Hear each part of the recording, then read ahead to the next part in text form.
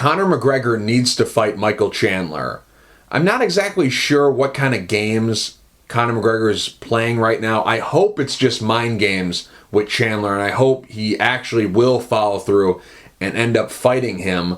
But all signs are pointing towards Conor McGregor pulling a double cross, and it would be the ultimate double cross. It would be a new low for Conor McGregor.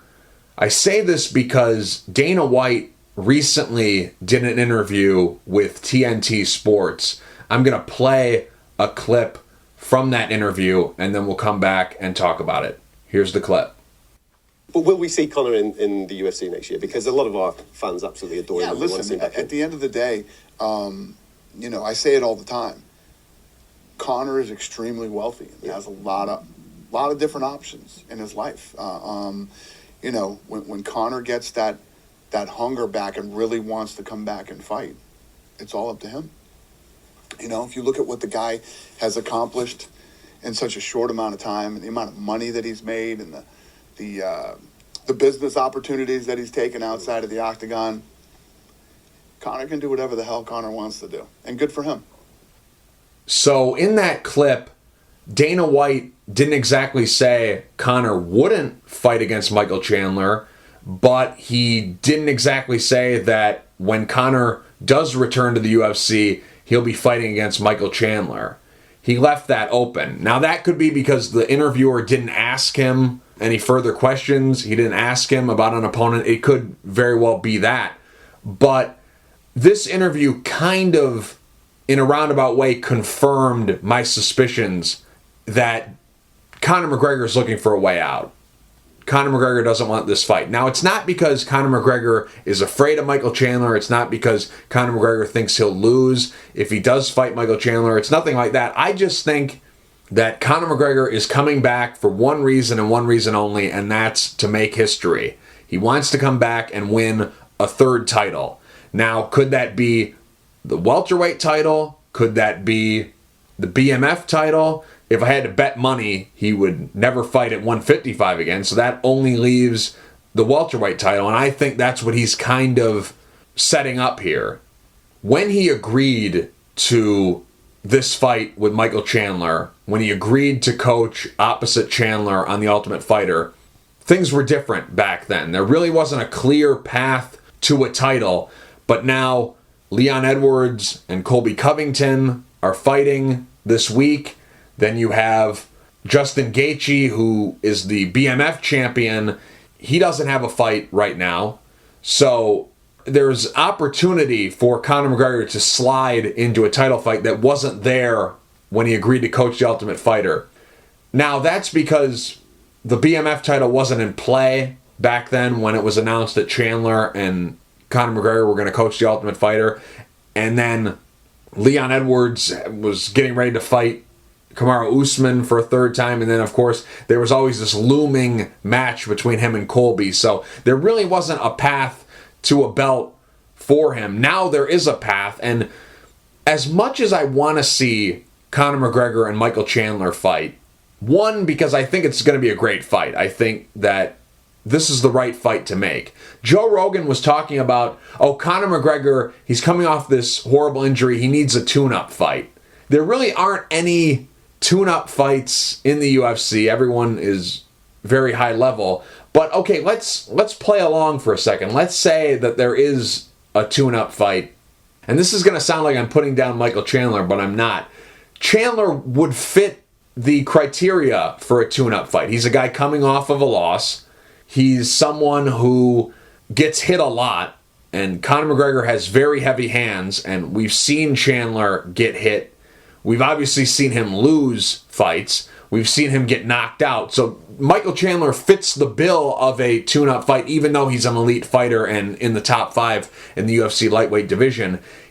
Based off of what a tune-up fight in the UFC looks like, Chandler fits the bill. Like, this is the perfect fight for Conor McGregor, coming off 2 losses, coming off a major injury, coming off of 2+ years out of the game. When, that's just assuming that they're fighting at UFC 300. If they're not fighting at UFC 300, it could actually be 3 years when we finally do get to see Conor fight again. So Chandler is the right fight to make if we go off of a tune-up fight, how Joe Rogan was talking about. But just in general, this is going to be an exciting fight. You have Conor McGregor, like I mentioned, very heavy hands. Michael Chandler, he's very aggressive. If Chandler plays Conor McGregor's game, in my opinion, it's a 50-50 fight. It's whoever lands first. We know Conor has heavy hands. We know he has one-punch knockout power. And we know Michael Chandler gets hit a lot. But Michael Chandler has also put guys down with one punch. He has heavy hands in his own right. So there's that side of things. And then there's the other side where, let's say Chandler doesn't play Conor McGregor's game. Let's say that he goes in there and does the quote-unquote smart game plan and gets Conor McGregor to the ground. Just goes in, shoots a takedown, gets him to the floor, gets to the mounted position, starts landing ground and pound when Conor McGregor gives up his back, goes for a rear naked choke and chokes him out. But either way, whether it's a stand-up fight where it's who lands first between McGregor and Chandler, or Chandler takes McGregor down and mauls him, either way it's going to be an exciting fight. I mean, there's a lot of people who really want to see Conor McGregor win, but there's just as many people who really want to see him lose. So him getting destroyed on the ground by Michael Chandler, for the people who want to see him lose, would not be a boring thing. That would be quite exciting if you're someone who wants to see Conor McGregor lose. So I really want to see this fight because I think it's going to be a great fight. So this fight is the right fight to make. But I can understand from Conor McGregor's side of the table why he doesn't want to fight against Michael Chandler. Now, there's no question about it. If Conor McGregor fights Michael Chandler and wins that fight, he's going to get a title shot. Now, you could say that that's not fair. There's more deserving guys. Yes, and you'd be 100% correct. But the way the UFC political system works, Conor McGregor is such a popular fighter and such a big draw for them that we've seen it time and time again. It's not about ranking. It's not about matchups. It's about who can sell. And at this point in time, Conor McGregor sells the best and brings the most eyeballs. So he will be getting a title shot.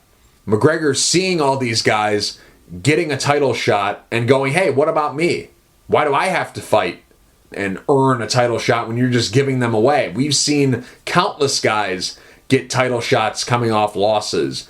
When Alexander Gustafsson fought against Daniel Cormier, Gustafsson was coming off a loss. When Yoel Romero fought against Israel Adesanya, Romero was coming off a loss. Like Miesha Tate was coming off a loss. She had lost to Kat Zingano, and then when she ended up coaching the Ultimate Fighter against Ronda Rousey. And then after the conclusion of that season, she ended up fighting for the title. So we've seen countless fighters over the years come off a loss and get a title shot. So Conor McGregor is looking around like, hey, how come I can't cut the line? How come I have to fight somebody? Why can't I just come out of nowhere and get a title shot? It would be very extreme because he would be coming off of 2 losses. Now that has happened before. Randy Couture fought against Josh Barnett and fought against Rico Rodriguez. He lost both of those fights. He moved down in weight and fought Chuck Liddell for the interim light heavyweight title. So it has happened before, even though it is pretty extreme. And it would be very extreme in this case because Conor McGregor is coming off a major injury and hasn't fought in over 2 years. As much as it sounds ridiculous, there has been ridiculous things the UFC has done in the past. So it wouldn't be completely crazy to see McGregor fight for a title without fighting anyone in between when he last fought against Poirier till now. So I can understand why Conor McGregor is doing what he's doing. He's waiting out Michael Chandler, hoping Chandler takes a fight, and then he's free to possibly fight the winner of Leon Edwards and Colby Covington or Justin Gaethje for the BMF title. Because the BMF title, keep in mind, is not attached to a weight class. Gaethje is a lightweight. Jorge Masvidal was a welterweight. It's just the BMF title. It's not the 155 BMF title, the lightweight BMF title, the welterweight BMF title, the 170 BMF title, whatever. It's just the BMF title. So that doesn't necessarily mean the fight has to be contested in a certain weight class. It's very possible it could be Gaethje versus McGregor for the BMF title, but at 170. Like, who knows? We make these rules up as we go along. So there's all these set rules until they're not set anymore. So who knows? But the one thing I do know is Conor McGregor is coming back to make history. Michael Chandler doesn't interest him at all. And part of it was McGregor's own doing. He didn't show up on The Ultimate Fighter. And when he did show up, besides that shove that one time, he really didn't do anything to hype up this fight. Michael Chandler, who's a better trash talker than he gets credit for, but he really didn't do anything to get Conor McGregor motivated for this fight. He didn't really do much when it comes to the drama side of things and the storytelling side of things. And it would be really sad for Michael Chandler if he didn't get this fight, because look at it from his end. Okay, I can understand the Conor McGregor side of things. He wants a title shot. He's coming back to make history. He wants a third belt, whether it's a BMF title, whether it's a welterweight title. I think that's why he's been pushing for 170 or 185 or anything but 155, because if he fights at 170, yes, it would be a lie. Hey, I'm 3-1 at 170. I beat Diaz, I beat Cowboy Cerrone, and I beat Chandler at 170. Give me a welterweight title shot. Like, I can see the sales pitch that he'll be doing if he can fight Chandler at 170, if he has to fight Chandler. I still am holding firm that he's trying to get a title fight, whether it be a BMF title or a welterweight title. I'm still holding firm that that's why he's waiting Chandler out. So I can see from Conor McGregor's side of things, but Michael Chandler's side of the aisle is, okay, this guy's done everything that's been asked of him. Coach The Ultimate Fighter, had to wait this USADA thing, still doesn't have a bout agreement signed, doesn't know when the fight's going to take place, doesn't know if Conor McGregor is going to be his opponent, doesn't know what weight class. He's still in the dark on everything. He has to get this fight now. He's lost too much time. Realistically, he could have fought 2 or 3 times this year. Against 2, I don't know. Somebody in the top 5 in the UFC lightweight division, I'm assuming. Depending on how those fights would have gone, he would either be the number 1 contender or within striking distance of the title. But this is the fight he wants. He's been calling for this fight against Conor McGregor for a long time. Now he finally gets the opportunity to be across from McGregor, but there's still stuff that he needs to do in order to get this fight. He's got to coach The Ultimate Fighter, so that took time away from him. The coaching part of it, then the filming of it, and then the whole thing of where it's got to air, and then after the season fully airs. So now we're talking about a long process, 4, 5, 6 months of a process of shooting the show and then waiting for the show to be edited and then waiting for all the episodes to air and then having the season end and then get the opportunity to even discuss a fight taking place. I mean, they never have the coaches fight before the show or during the show. They always have the fight take place after the show. So we're talking about months and months and months that have been wasted on Chandler's end. But I can understand why he's doing this. I mean, here's a massive opportunity for him. It's the biggest payday of his career. And if he defeats McGregor, he'll get a massive boost in popularity, just like Nate Diaz, just like Khabib, just like Dustin Poirier. Now, of course, there's various levels to the popularity that have been gained. Nate Diaz gained more popularity than Khabib. Khabib gained more popularity than Poirier. But given where these guys were at their careers, they leveled up in terms of popularity, if you know what I'm saying. So, Michael Chandler has been backed into a corner, and now he can't get out of that corner because he's wasted so much time. And on his side of the fence, if he goes in there and beats Conor McGregor, not only will he gain a lot of popularity, but he'll also gain another payday. Because we all know what's going to happen here. Conor McGregor is not going to go quietly into the night. If he loses to Michael Chandler, if they do fight, he's going to want a rematch. Same with Nate Diaz, same with Poirier. He's going to want that rematch.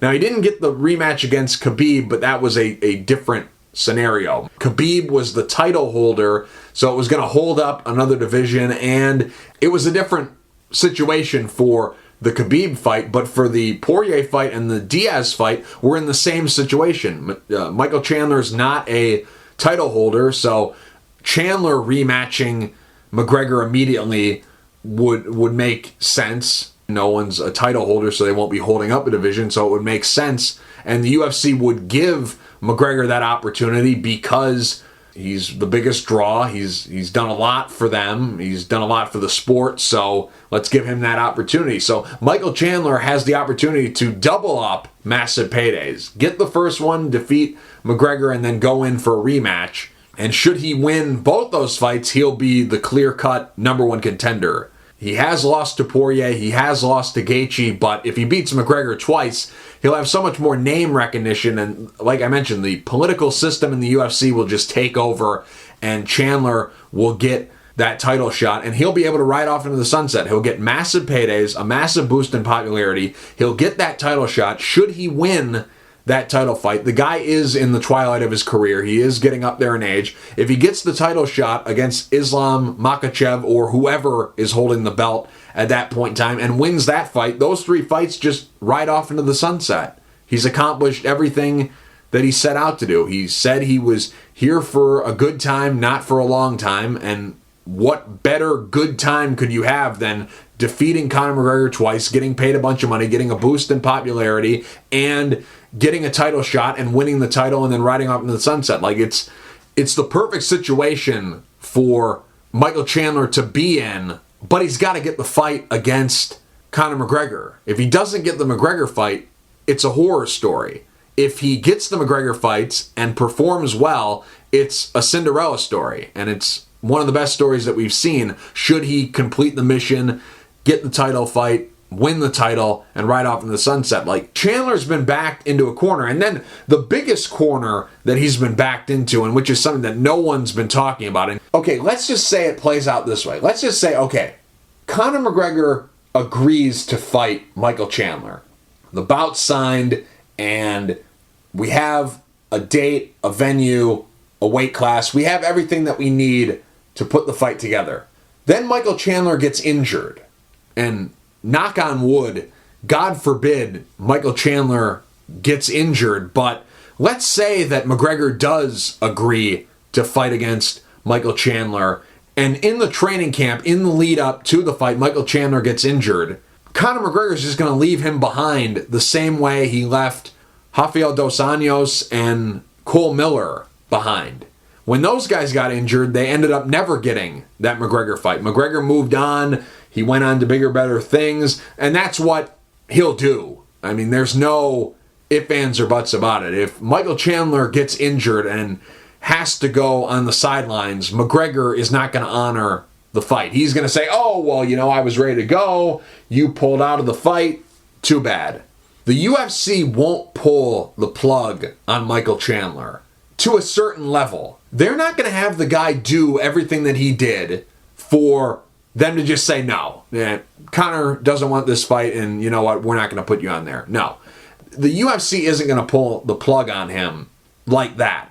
They will pull the plug on him if he gets injured, because then they desperately want McGregor back in there. He's the biggest draw they have. So if Chandler is the cause, it's one thing if Conor McGregor is the guy holding the process up, because he's a big star and the UFC knows it. But it'll be a whole different ballgame if Chandler is the guy who's holding up the fight. So if Michael Chandler gets injured, he'll share the same fate as Cole Miller and RDA. He'll never get that fight. So Michael Chandler is in more trouble and in a worse spot than any of us know because of what I just laid out. He's been backed into this corner because this is the biggest payday of his career. It's the biggest name that he can fight. The guy's in the twilight of his career. He doesn't know how many big fights are left for him. He has lost some fights, and he has been stopped in some of those losses. And although he is a top 5 lightweight, we've seen, I think it was some weird stat. I think it was Tyron Woodley was the last fighter from welterweight and below who was over the age of 34 to win or defend a title. It was something like that. I don't have the stats in front of me, but it was something like that, where Tyron Woodley was the last guy under the age of 35 to win a title or defend a title. Since then, anyone at welterweight or lower, so lightweight, featherweight, bantamweight, flyweight, hasn't won the title or successfully defended the title at 35 or older. So if you look at it from both sides of the fence, McGregor and Chandler, both these guys can't waste time. Both these guys know that they are in the twilight of their career. That's why the McGregor pushing for a title fight makes a lot of sense. And that's why although I would be very disappointed if he didn't fight against Michael Chandler, because I can't stand when coaches on The Ultimate Fighter don't fight against each other when the season ends.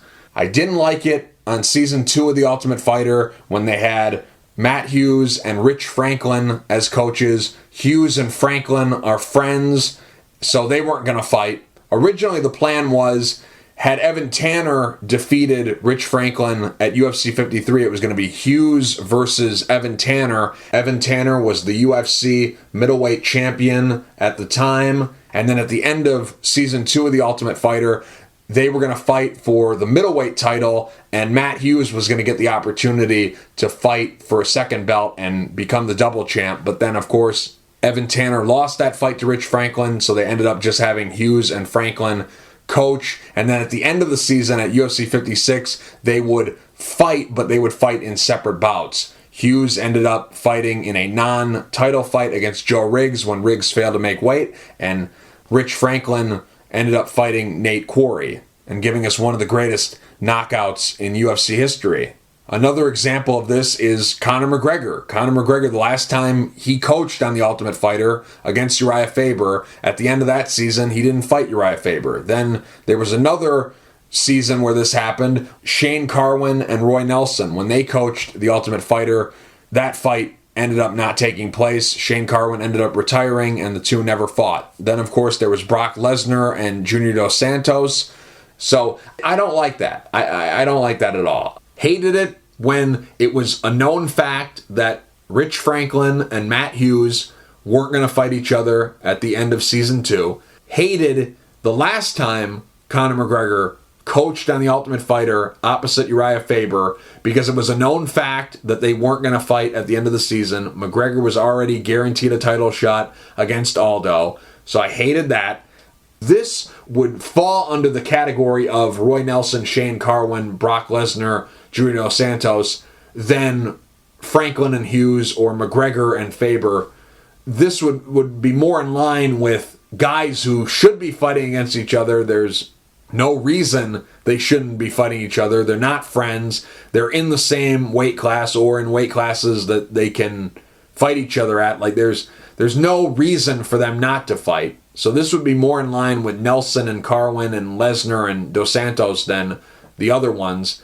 And I just can't stand that. I think the best part of The Ultimate Fighter is when the coaches have had this big build-up and we've seen them get in each other's face and there's a little bit of heat, and then they settle the score. Just like Dan Henderson and Michael Bisping. We had that great build-up, and then here's the fight. Same thing with Rashad Evans and Rampage. We had this great build-up, and then eventually we got the fight. That's the best part of The Ultimate Fighter for me. So I'd be very disappointed if McGregor and Chandler didn't fight against each other, but I can understand from McGregor's side of things. I don't agree that there's more fights for McGregor that make sense than Chandler. I don't really want to see a fourth fight with Dustin Poirier.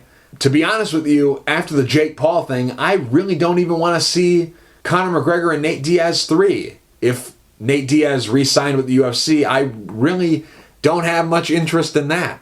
I'm much more interested in a fight against Michael Chandler than a fight against Nate Diaz or Dustin Poirier or someone else that we're not even thinking about right now. I think this is the right fight to make, but that's just my opinion. Now I want to hear from you. What do you guys think should happen? Should the UFC just say forget it? and have McGregor fight someone else and have Chandler fight someone else and just forget this whole thing? Should the UFC hold firm and say, Conor, if you want to come back and fight, the only guy you're going to come back and fight against is Michael Chandler? Should they take that hard stance? Do you even want to see the fight against Michael Chandler? Let's just start with that. Do you even care about this fight? Would you prefer him fighting against Poirier or Diaz, or going for a title against the winner of Leon Edwards and Colby Covington, or Justin Gaethje and the BMF title, or Islam, or anyone else? Like, just sound off in the comment section below. Let me know your thoughts on who you want to see Conor McGregor fight against, and I will talk to you in the next video.